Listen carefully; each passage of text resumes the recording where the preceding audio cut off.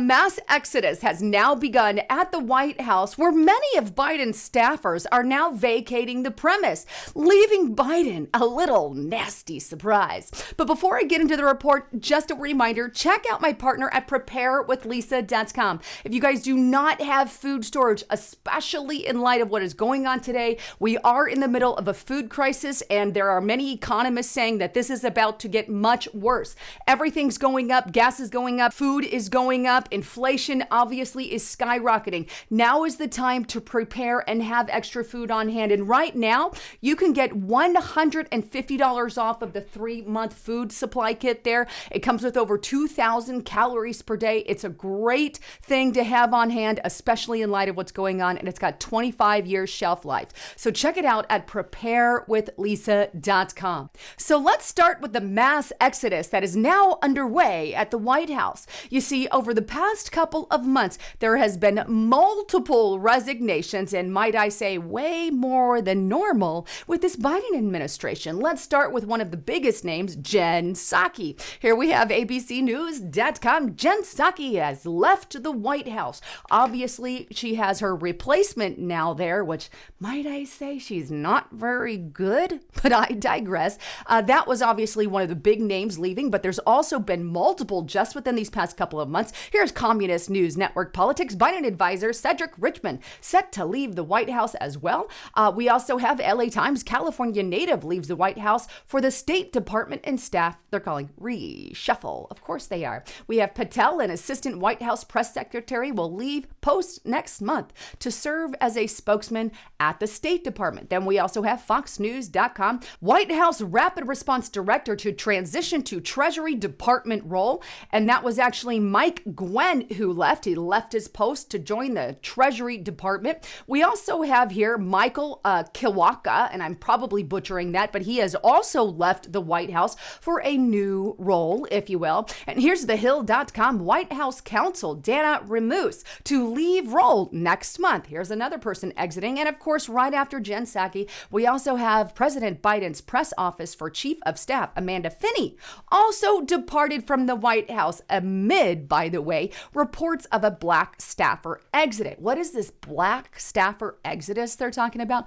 Well, take a look at Politico.com. Biden sees exodus of black staffers and some frustration among those who remain in the White House. It goes on to state this: at least 21, that's huge, by the way, 21 black staffers have left the White House since last year or are planning to leave very soon. Some of those who remain say it's no wonder why. They describe a work environment with little support from their superiors and fewer chances for promotion. The departments have been so pronounced that according to one current and one former White House official, some black aides have adopted a term for them: Blacksit.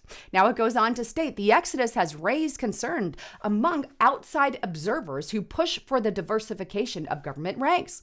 I have heard about an exodus of black staffers from the White House, Blacksit, and I am concerned, said Spencer Overton, president of the Joint Center for Political and Economic Studies, which tracks government staff's diversity numbers.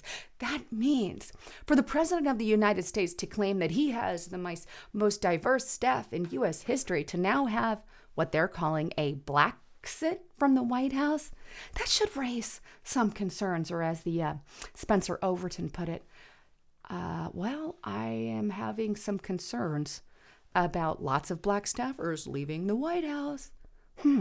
Very interesting. These are not normal amounts of numbers, in my opinion, of people leaving all within a set of time. And I didn't even get into the staffers that have left over the past years, but in all, a huge chunk have. In fact, take a look at this dailymail.com article, The White House Great Resignation. There's that word. Two-thirds of Biden's press shop have left in the spaces of weeks because of low morale, they claim, long hours, and low pay. At least that is what they're claiming. May I add what I personally think it is? Like, my little op-ed news. Like, why do I think these staffers are leaving?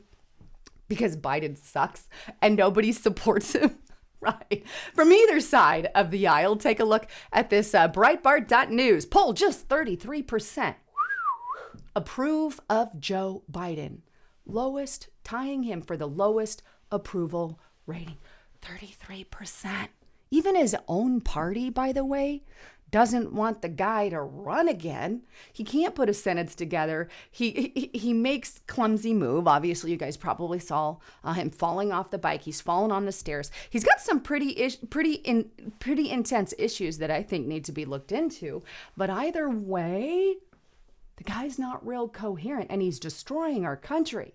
He butchered Afghanistan, leaving billions, millions, I don't know, millions, probably in the billions, millions of dollars of equipment, from Humvees to helicopters to night vision goggles. I mean, really? Why don't you just throw away the American money, which is what he did, right? Not to mention all the other mishaps, inflation, sky-high gas prices, which I believe were done on purpose because he bragged and campaigned all about that. And now, right, Biden administration's own people, the Democratic Party, are not very happy with him. They don't want him to run. Well, I think this is obviously getting to the staffers as well, who don't want to be associated with a failing regime.